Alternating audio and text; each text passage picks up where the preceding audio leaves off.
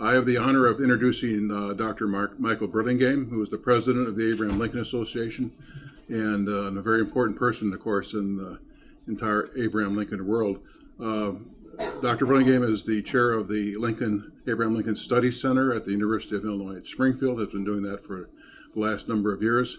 But perhaps, in addition to being a prolific author for many years on Abraham Lincoln and John Hay and Nicolay and a variety of other topics, he is the author of the definitive biography of Abraham Lincoln, published in the bicentennial year of his birth, 2009, Abraham Lincoln, A Life, a massive 2-volume, 2,000-page plus book filled with footnotes, which is what I love, is footnotes in books of this nature, just extraordinary documentation, and which Michael refers to as the Green Monster, because it has got a green cover. The original hardcover was that, but as Michael might mentioned, another Lincoln author, Jonathan White, has taken on the task of editing that down to a single volume, which will be published in October of this year.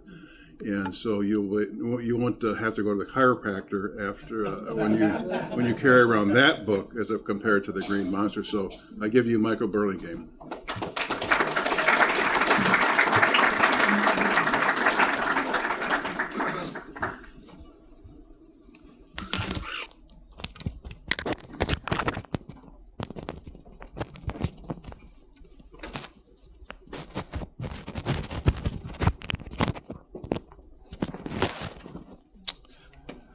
Okay, well, thank you very much for that kind introduction, Bill. I should point out that Bill's my agent. And my principal function today is that I'm in charge of the weather. So, before I begin my formal remarks, I thought I might respond to our host, who talked about how he happened to be born in Lincoln Country near Beardstown and all that. Well, one of the reasons I became a Lincoln scholar, I'm pretty sure, is that I was born and raised in Washington, D.C. And so the Lincoln Memorial and the Capitol and the White House and picnics at Manassas and all that sort of thing were part of my childhood landscape. And so I was born there. This was just slightly after the unfortunate event at Ford's Theater. Now, I don't mean to joke about my age. I'm 81, but I prefer to think of it as 27 Celsius. So feel free to use that. I stole it from Tom Lehrer. Right. And my brother is 77. So, in any event, before I give my formal remarks about the usefulness of manuscript research and newspaper research, I'd like to follow up a little bit on Jeff's very fine talk and how important it is to do manuscript research as well as newspaper research in order to understand newspaper research. And the Lincoln-Douglas debates were reported not only by the Chicago Press and Tribune, and Lincoln provided for that scrapbook that's in the Library of Congress, his version of his remarks in the Lincoln-Douglas debates taken from the Republican newspaper, the Chicago Tribune. And then he provided Douglas's words taken from the Chicago Times, the Democratic paper. In the fairness, saying that it'd be fair to have a Democratic paper reporting a Democrat's words and vice versa. An argument was made a few years ago that the true version of what Lincoln said is not in the Chicago Tribune, it's in the Chicago Times, the Democratic paper. And the argument was this, that the Republicans took Lincoln's words as they were actually uttered and then modified them to make him sound more articulate. Therefore, we're going to produce the version of Lincoln's remarks from the Chicago Times and vice versa, the Douglas remarks from the Tribune. Well, the Chicago Times version of Lincoln's remarks during the Lincoln-Douglas debates in 1858 is preposterous. It has Lincoln saying all kinds of things that were clearly wrong. And it turns out that at the Library of Congress, which is the mecca for all serious Lincoln scholarship, I have done so much research at the Library of Congress that I thought they were going to give me a dedicated parking slot, but I wasn't so lucky. I got a lot of parking tickets is what I got. In any event, they have the papers of the shorthand reporter who was hired by the Chicago Tribune, Robert R. Hitt. And Hitt talks about the fellow whose name, I'm having a brain cramp. Wait till you get to be 81. The shorthand reporter who was used by the Chicago Times deliberately mangled the words of Lincoln to make him look bad, and that he was hired to do that. Chicago Times hired him to make him look bad. And Hitt said he and I were hired to record Douglas's speech at the beginning of the campaign, July 9th, 1858, in Chicago.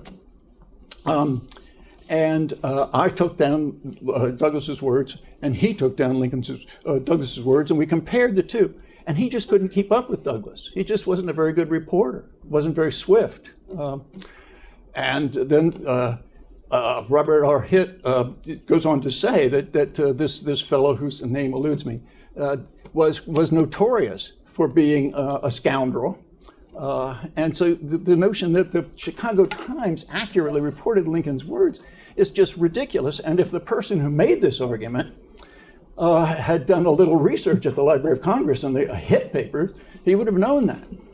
And in addition, there was a fellow who worked for a Chicago newspaper, out of St. Louis newspaper, Walter B. Stevens, who interviewed Hitt later. And Hitt then tells this story in elaborate detail. And the editor of this version of the Lincoln-Douglas debates didn't bother to read about Walter Stevens' version. So it pays to do manuscript research if you're going to understand the validity of some of the sources that people use. So anyhow, now another thing apropos of the presentation we heard from Jeff is that in 1858, there were Eastern Republicans who wanted the Republicans out here in Illinois to give Stephen A. Douglas a pass in 1858. Don't nominate anybody to challenge Douglas's reelection bid because Douglas is quarreling with the president, the Democratic president, James Buchanan. And we want to keep that quarrel going into the 1860 election because that will split the Democratic Party and make it possible for us to capture the White House. So if the Illinois Republicans will just roll over and play dead, that would be a great advantage to the Republican Party nationally. Well, Lincoln was furious, as you might imagine. And among the people who were making the argument that the Illinois Republicans should roll over and give Douglas a pass was a congressman from Massachusetts. And he got up in the House of Representatives, and he was the first one publicly to call for the Republicans in Illinois to play possum. And his name was Anson Burlingame. He was my great-grandfather's cousin, and Lincoln was pretty miffed at him, as well he might have been. And a letter that has recently come to light, thanks to the Lincoln Papers Project based in Springfield, which is combing through the National Archives, of cubic acres of letters that were poured into the White House, because Lincoln didn't see most of his mail. His secretaries would say, this should go to the Navy Department, and that goes to the War Department, and this goes to the State Department, and all that. And so there's this project to get Lincoln's incoming mail, some of which is at the Library of Congress and the Lincoln Papers, but an awful lot of it is in the National Archives. Well, occasionally you run into letters by Lincoln in this project. And in one of them, Lincoln refers rather slightingly to my ancestor as Sister Burlingame. But then, to show you what a magnanimous guy Lincoln was, he appoints him as ambassador, a big deal in those days, so very well paid, and to Austria-Hungary, which was one of the major powers of Europe. And so Anson Burlingame is en route to Vienna when he's informed that the Habsburgs consider him persona non grata. They're not going to accept him as a diplomat. because he had supported the cause of Italian liberation from Austrian rule when he was in Congress. And so Lincoln says, oh no, now what do I want to do to this Burlingame guy? So we'll send him to China. They can't do any harm. So he's the American minister to Peking. And then he comes back as 7 years later to the United States, and the Chinese like him, and so they have made him a member of their diplomatic corps. So he negotiates the famous Burlingame Treaty of 1868. That'll be on the midterm.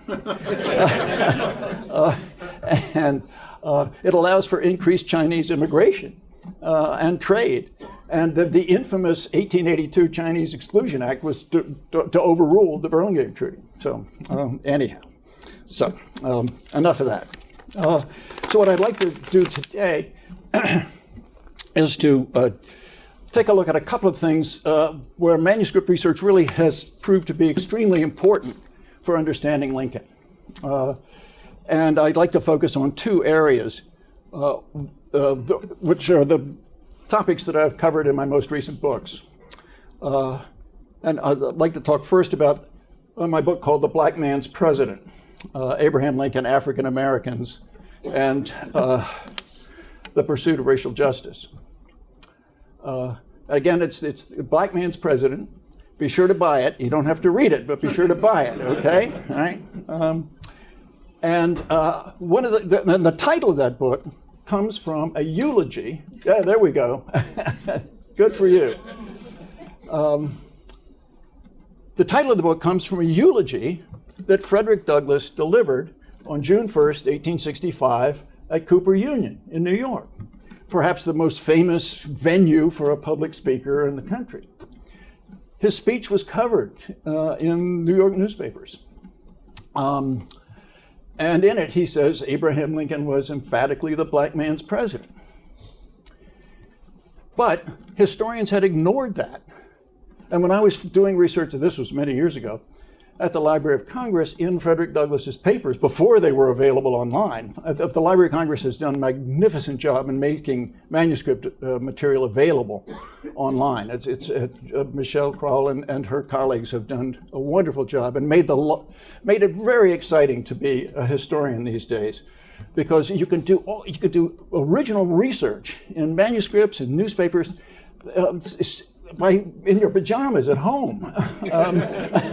Whereas I had to, when I was writing The Green Monster, oh, and by the way, the reason I call it The Green Monster is because it's 2 volumes and it's dark green, the original hardback. And I'm from New England. So I like to think that when sportscasters and sports writers in New England refer to The Green Monster, they're plugging my book, even though they're talking about the left field wall at Fenway Park. So, in any event. So I was doing research for The Green Monster and going through the Frederick Douglass papers. And I find a folder that says Abraham Lincoln. So duh, and I look in there. And there's this speech. Abraham Lincoln was emphatically the black man's president, the first to rise above the prejudice of his time and his country. By consulting me, Frederick Douglass, on public affairs, he was saying, by that gesture, I am the president of the black people as well as the white people, and I mean to honor their rights as men and citizens. And when I discovered this speech, which is much more elaborate in manuscript than it is in the newspaper accounts, I was astounded, because everybody who writes about Lincoln and race always quotes a speech that Frederick Douglass gave in 1876 at the dedication of the Freedom Monument in Lincoln Park on Capitol Hill. And in that speech, which everybody who is at all familiar with this debate over Lincoln and race always cites, in which Frederick Douglass said Abraham Lincoln was preeminently the white man's president. And we black people were only his stepchildren. And so there I am in the Library of Congress. He said, wait a minute, what's going on here? And I said, how could I have missed this speech? Because I had gone through the 5-volume edition of Douglass's speeches that had been published by the Yale University Press a few years earlier. And it's very elaborate with tons of footnotes and very big fat volumes. My books are magisterial; those are fat. And so I said, how could I have missed this speech? And so I go back and get volume 3 of the Douglas speeches and flip to June 1st, 1865. It's not there. Oh, I was astounded. And so I wrote to the people at Yale and said, why did you omit this speech? Didn't get a response. So I called and left a message. No response. Well, those of us who went to Princeton aren't surprised that Yale would conduct itself in this fashion, but what can I tell you? And then there was another speech in this folder, which Douglas delivered in December of 1865. And it's a magnificent speech. And in it, he addresses the question of black suffrage. Should black people be allowed to vote? And Lincoln, on April 11th, 1865, 2 days after Robert E. Lee surrendered, gives a speech at the White House. And everybody expects it's going to be a congratulatory effort where Lincoln praises the Army and the Navy. We won, they lost, let's hear it for the armed forces, and have a victory lap. But Lincoln doesn't do that at all. On April 11th, 1865, Lincoln delivers a very sober address to a big audience outside the White House, in which he calls for black voting rights for the first time publicly. He says that the process of Louisiana Reconstruction is not satisfactory to all. And he was particularly alluding to Salmon Chase, the most radical former member of his cabinet and then Chief Justice of the U.S. I do think that black people should be enfranchised, and I think I support that. I believe that black people, at least the veterans of the Union Army and the very intelligent, by which we assume he meant the literate, should be allowed to vote. And Frederick Douglass says that I and my fellow abolitionists were disappointed because of the limited scope of that recommendation, just the very intelligent and the veterans of the Union Army. And the veterans of the Union Army would vote didn't have to be literate. And so Douglass said, we were disappointed, but we shouldn't have been, because Abraham Lincoln learned his statesmanship in the school of rail splitting. And to split a rail, you take a log and you insert a wedge into that log. And having done that, then you take a large hammer, a maul, and you drive home the thick edge of the wedge.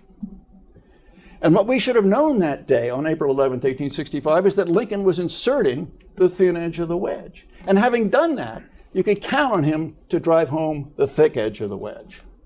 And it's a brilliant image, and it's very suitable for understanding Lincoln and the abolition of slavery, because the progress that he makes from November of 1861, when he works behind the scenes to try to get the Delaware state legislature to abolish slavery, and Lincoln drafts in his own hand statutes for the legislators of Delaware to pass, in which they would abolish slavery with the understanding that the federal government would reimburse the slave owners for the cost of their slaves.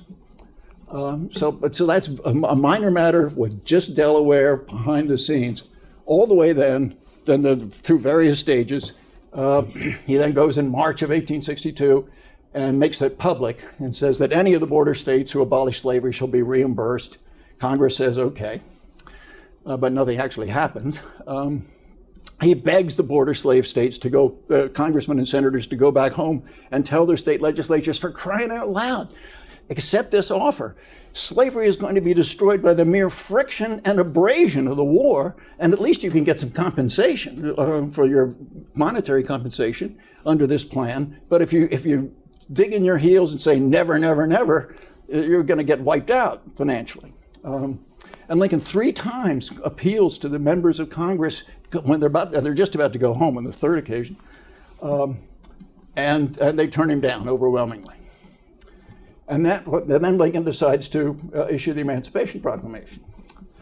And the Emancipation Proclamation, of course, doesn't cover all slaves. It only covers the slaves in the rebel-held regions of the South. It doesn't include Delaware or Maryland or Kentucky or Missouri, they're loyal slave states.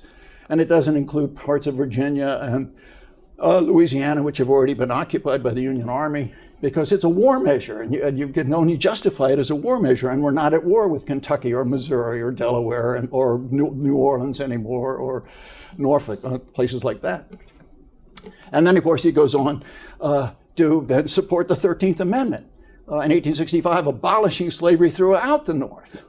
Border states, occupied areas of the South, everywhere. So the thin edge of the wedge is inserted in November of 1861. The thick edge of the wedge finally comes out in 1865, and there's sort of medium-sized wedges in between. And so I thought, how can this speech, this great speech, why was this overlooked? Well, again, no response from Yale. So Douglas says that we failed to appreciate, we abolitionists failed to appreciate the significance of this speech that Lincoln gives on April 11th. But there was somebody in the audience who did appreciate how significant that speech was, and that was a charismatic young actor whose name shall not be uttered in this room. And he turned to his companions and he said, that means N-word citizenship. That's the last speech he's ever going to give. By God, I'm going to run him through. And 3 days later, he assassinates Lincoln, not because he had supported the 13th Amendment or issued the Emancipation Proclamation, but because he had publicly called for black voting rights. And this is on good evidence. This is from two of the conspirators, through secondhand, through their lawyers and jailers, testifying to the fact that that's what John Wilkes Booth, I did it. Forget that. And so it's something that people fail to recognize, that Abraham Lincoln was murdered because he calls for black citizenship rights. And therefore, he really should be considered by us in the 21st century as much of a martyr to black civil rights and citizenship rights as Martin Luther King or Medgar Evers or any of those other people who were murdered back in the 1960s as they championed the civil rights revolution of that era. So there's manuscript research that really pays off. So that's one example of doing research in manuscripts. That's really important. Let me talk a little bit about a related subject, that is Lincoln and race and colonization. One of the aspects of Lincoln's presidency that is most widely criticized is a meeting he held in the White House with 5 black leaders of Washington's African American community in August of 1862. And in that meeting, these 5 gentlemen come to the White House, and Lincoln gives them a speech, in effect, saying, I'm serious about colonization. That is to say, if black people wish to leave the United States, they deserve to have some place where they can go, where they'll be treated with first-class citizens. And I have in mind a place in Panama. He doesn't specifically name it, but it's obviously that is what he's talking about. So he's encouraging these black gentlemen to be pioneers, to leave their comfortable homes, relatively speaking, in Washington and go to the jungles of Panama to help establish a colony where African Americans who despaired of ever becoming first-class citizens in the U.S. can go and enjoy first-class citizenship in a colony and be protected, be transported, protected, and helped to get underway by the federal government. And the truth to tell, the tone of Lincoln's remarks to these 5 gentlemen is a little patronizing, which is very unusual because almost every other example we have of Lincoln interacting with black people, they almost always say he showed no prejudice, no patronizing, no contempt, no haughtiness. Frederick Douglass most famously said this, but almost every other black person that met with Lincoln said that. And that's the larger point of my book, The Black Man's President, is if we want to understand Lincoln's views on race, let's look at how he interacted with black people in person. And so you look at the people in Springfield that he knew, then the people who called at the White House. And to a person, they talk about how kind Lincoln was and how sympathetic and how free of prejudice he was. And Frederick Douglass said he was the only white man he ever knew who could speak to him who didn't make him self-conscious about his race. So Lincoln was really instinctively a racial egalitarian. Now, an argument about Lincoln's speech to these 5 black gentlemen, which is so roundly condemned by historians because it was so seemingly patronizing. An argument making Lincoln's remarks understandable that's widely shared, although not universally shared by historians, is that Lincoln was really not speaking so much to these 5 guests before him, but to the Northern public. And the reason that that seems obvious is that Lincoln had a shorthand reporter in the room taking down his words verbatim, and they all appeared in the press the next day, and in several newspapers. And that what Lincoln was doing was paving the way for the Emancipation Proclamation. Lincoln had told his cabinet on July 22nd, 1862, that he was going to issue an Emancipation Proclamation. He wasn't asking, do you think this is a good idea or not? I'm going to do this, but I'm willing to have some comments about style and timing and all that. And it was suggested that the timing was bad, that the Union Army had just suffered a crushing defeat in the Peninsular Campaign against Richmond, and if you issued an Emancipation Proclamation on the immediate heels of that defeat, it would look insincere. It's like a desperation measure. So let's wait until we have a victory. So Lincoln said, that's a good point. And he takes the Emancipation Proclamation and sets it aside, waiting for a victory, which occurs on September 17th at Antietam. And so in between July 22nd, when he tells the cabinet he's going to issue the Emancipation Proclamation, and September 22nd, when he actually publicly announces the Emancipation Proclamation, what's on Lincoln's mind? Well, I think it's fair to say that he knew there was going to be a tremendous backlash against the Emancipation Proclamation among the conservatives in the border states of Delaware, Maryland, Kentucky, and Missouri, and in the lower north, southern Illinois, southern Ohio, southern Indiana, southern Pennsylvania. And he could reduce that backlash. He could minimize the resistance to emancipation if it were coupled with colonization. Now, why did he believe that? Well, he was told that by all members of Congress from those states, by his best friend in Kentucky. Joshua Speed writes to him and says, if you're going to emancipate slaves, you've got to colonize them. That is, deport them, in effect. And Lincoln then tells senators, he says, well, that's the reason I'm supporting colonization. But people say, well, we don't have any hard proof or hard evidence that this is what was on Lincoln's mind. Because even though it makes common sense, we want some hard evidence. Show me the hard evidence. Well, it turns out that there appeared in a newspaper called the Christian Recorder, which was the leading black newspaper in the country at that time, published in Philadelphia.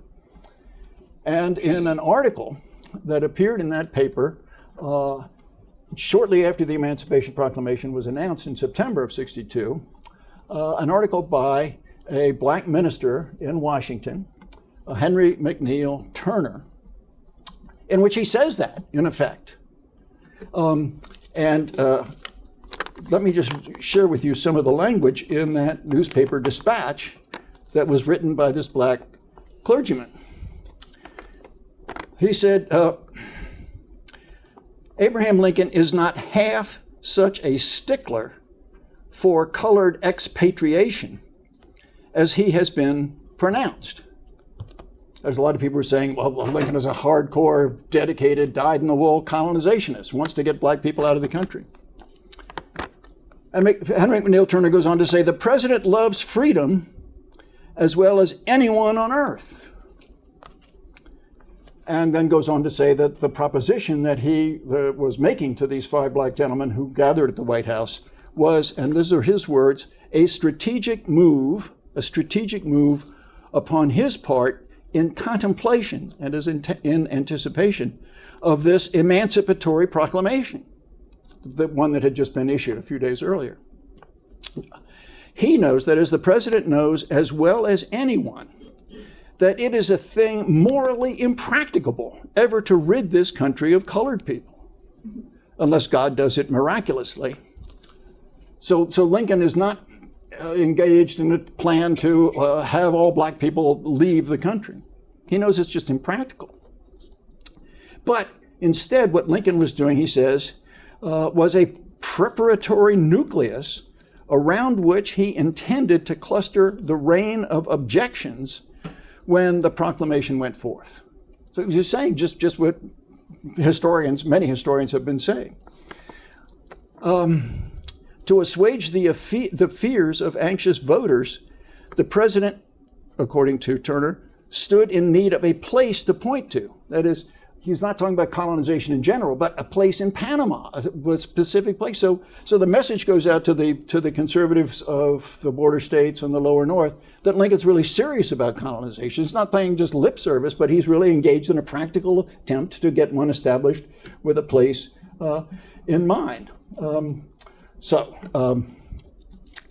And it's pretty clear from the context of this document that Lincoln was the source for this, that he had spoken to Turner. Now, Turner doesn't say that, but he implies it very broadly. And it seems plausible because he was in Washington. His church was on Capitol Hill, and it would have been easy for him to be in touch with Lincoln. Okay, those are some, these are a couple of examples of how important it is to do the kind of research that you're able to do now online, thanks to the Library of Congress and many other repositories who have put their manuscript holdings online. But also the Library of Congress has put their newspapers, a lot of newspapers online. And also, God bless genealogists, because there is a website called Ancestry.com that you're probably all familiar with, that has an offshoot called, it's a newspaper version of it, Genealogy Bank. And it's a fabulous source of newspaper research. And it's been designed primarily for genealogists. But it is an absolute goldmine for historians. And almost everything I've written needs to be updated, because most of what I have written was before this newspaper revolution took full hold, because it's a magnificent tool. It's like taking a huge magnet and going to these haystacks, and all these needles keep coming out. And I became a newspaper researcher when I was an undergraduate. I was hired by David Donald, an eminent Civil War historian and Lincoln biographer, when I was a 19-year-old kid, to be his research assistant for the second volume of his Charles Sumner biography, the first volume of which had just won the Pulitzer Prize. And here I am, this 19-year-old pimply kid, and I'm at the basement of the Princeton Library, turning the crank, and every day looking for a reference to Charles Sumner. And then I became, that was when I was an undergraduate. And then another thing, when I was an undergraduate in the summer between my junior and senior years, I was a manuscript processor at the Library of Congress. I lived in Washington, and the chairman of the history department at Princeton got me this job. And there I was taking manuscripts. In the case of a guy named Carl Schurz, who was a good friend of Lincoln, knew him well. And the Schurz family had contributed this huge collection of papers back in the early 20th century, shortly after the Pater Familias's death. But then they withheld what they thought would be of no interest to scholars, that is, personal papers. letters to his wife. Well, those letters to his wife are full of information. I went to see the president today, and I complained about this, that, and the other thing, and the president told me this, and I got him to back down and put Seward in his place and all that. The only people who'd seen this were Mrs. Schurz and me, you know. I thought, whoa, this is really exciting. So that helped launch me on my checkered career as a Lincoln scholar. Okay, well, there are the things I'd like to talk about, but time is running out, and I would like to try to field any questions. 2 questions? Yes. 2? No, I'm just... Oh, yes, right. Steve. In the last program, they talked about Horace Greeley writing to Medill, right, about pushing Douglas out of the 1858 campaign. Right. And there's a lot of scholars from the debate scholars that have said, Lincoln had a vested interest in not wanting Douglas to change parties, because of course he saw himself as the voice of the party, not wanting Douglas again to come up on top and kind of put a shadow over him. do you think that Greeley understood that Lincoln didn't want Douglas to change ship? I mean, that's one side of it. It looks like Medill was responsible for it, but in your opinion, how responsible was Lincoln to tell the press, we don't want this guy, you know? Well, it's hard to say. Greeley is such an eccentric character. It's very hard to predict how he's going to act under any circumstances. And at the Republican National Convention, Greeley, who's this abolitionist or sympathized with abolitionism, he wants McLean, John McLean, the super conservative candidate for president, to be nominated. And he was also a delegate from Oregon. And my great grandfather's cousin's father, so Anson Burlingame's father, Joel Burlingame, was a representative from Oregon to the Republican National Convention in Chicago in 1860, voted for Lincoln, and was on the committee that went from Chicago to Springfield to announce to the president formally that he had received the nomination. So I think that's another reason why I probably became a Lincoln scholar, is that connection. So I'm sorry I can't give you a better answer than that. Yes, Dan? You know, he was a 19th century man, and at the same time a human being, and human beings are complex and can hold more than one idea at the same time. And he may have been going out and doing exactly what you're saying with colonization to help the Emancipation Proclamation go down. But is there also a part of him that perhaps he did that because he truly felt blacks and whites could not live together with their history? No, I don't. He really felt that, you know, maybe it could not work. No, I don't believe that for a minute. And one of the points of my book is that Lincoln's interaction with black people in Springfield is different from what the traditional historians had said. The traditional historians would say, well, Lincoln really didn't know any impressive black people in Springfield. They were just cooks and waiters and servants and all that sort of thing. It's only when he got to Washington that he met Frederick Douglass and people of that sort that he really began to have some sense of racial equality. Well, I think that's a gross misreading. That Lincoln had numerous neighbors, people who had some real moxie. The guy who just lives down the street from Lincoln, a half a block away on 8th Street, is Jameson Jenkins, who was a local. He was the Federal Express man in town. He was a carter, but he was also a leader of the Underground Railroad. So here are these black people who aren't just step and fetching characters, they're fighting for their own. And then next door is James Blanks. James Blanks is leading a fight to get Illinois to have schools for black people. So these are people who are upstanding and assertive. And his barber, William Florville, was a really remarkable guy. He spoke French, he was raised in Haiti. He played several musical instruments. He was a very successful, not just a barber, but a real estate speculator, and made pots of money. He was a big philanthropist, and it was a very impressive character. So when Lincoln goes to Washington, he doesn't have an image of black people as a bunch of ignorant step and fetchits. He knows these people that he's interacted with. He sees them, and they're neighbors, and particularly Florville, I think, has convinced him that whites and blacks can live together. But Dan, to add a footnote to your observation, well, I think there's a kernel of truth in that Lincoln believed that there was a subset of African Americans who did despair of ever getting a fair shake in the United States, that white racism was so deeply rooted and so widespread that reasonable black people could conclude that they were never going to get a fair shake in the U.S. and that they deserved some place where they could go and be treated like first-class citizens, and it was the government's responsibility to make that possible. But that's for a very small subset of people, I believe. So I think that's the essence of Lincoln's support for colonization. Okay, well, my time's up, and I thank you very much for your attention.